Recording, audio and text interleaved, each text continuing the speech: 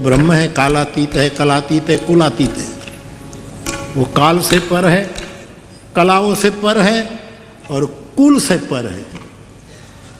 तो ऐसे परमात्मा, उसकी जो लीला चली वो तो त्रेता युग में चली, जिसकी कथा हम सुनते गाते। लेकिन ये मंदिर जो बना वो तो मुझे लगता है, भगवान इज्जत रखे हमारी, मुझे लगता है ये तो चारों युग प्रताप तुम्हारा।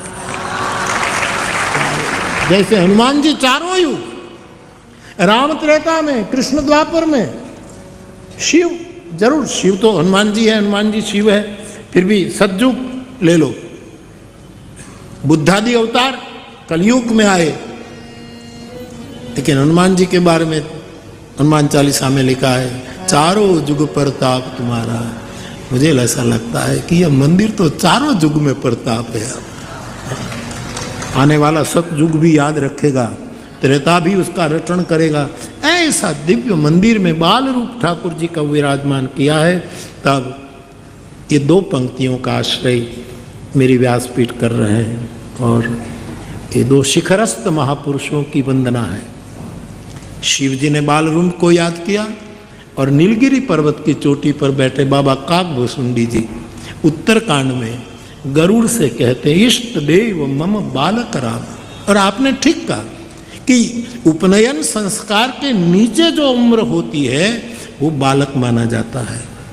और फिर आपने कहा 5 साल, ये शास्त्र अनुरूप बात कही आपने, क्योंकि काकभूसुंडी जी कहते हैं भगवान राम की बाल लीला देखने के लिए मैं प्रति त्रेता युग में राम बाल 5 साल के होते हैं तब अयोध्या में निवास करता हूं। तो और वो मेरा इष्ट देव बाल रूप कैसा है?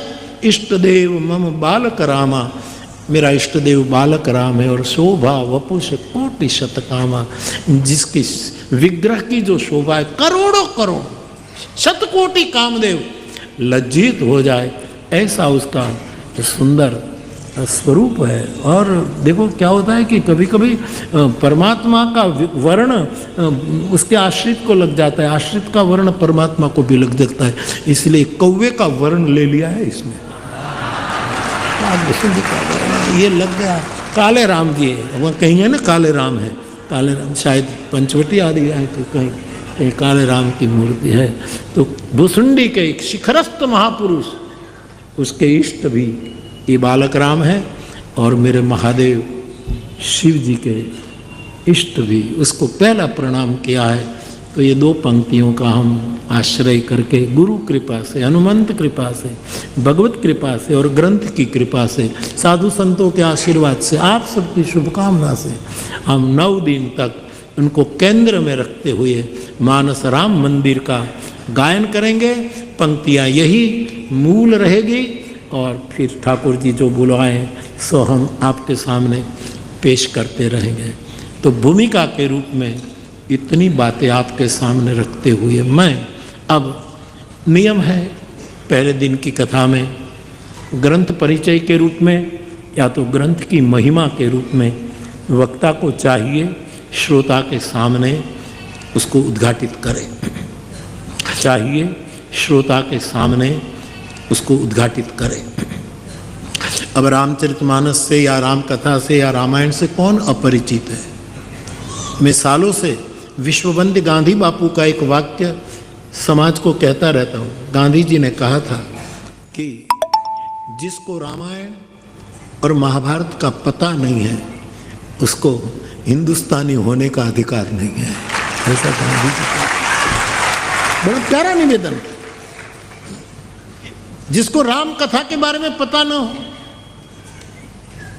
जिसको महाभारत के बारे में, उनके अंशों के बारे में भी कोई पता ना हो, तो हम कैसे कह सकते हैं कि हम भारतवासी हैं? ऐसे ये जो ग्रंथ है सदग्रंथ है, ग्रंथि मुक्त ग्रंथ है, ग्रंथि भेदन करने वाले ग्रंथ है। समाज में कोई ग्रंथि खड़ी ना हो, पैदा ना हो, ऐसे ये ग्रंथ जो है उसका परिचय किसके पास नहीं है। और मेरी व्यासपीठ तो अत्यंत प्रसन्न है कि राम कथा घर घर तो पहुंची तुलसी का मानस, लेकिन घट घट तक भी पहुंचा।